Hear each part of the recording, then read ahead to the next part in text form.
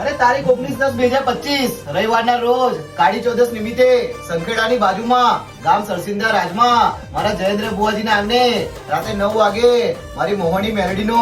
લીલોડો માંડો રાખ્યો હોય અને માંડવાની રમઝટ જમાવા મારા રાજના કિંગ મારા ભાઈ ગોવિંદુની આવતા હોય તો મારા જયેન્દ્ર બુવાજી આપણી ખતરનાક મોહણી આ માંડવામાં રંગે ચંગે રમવા 156 ની ગોળીની જેમ આવશે.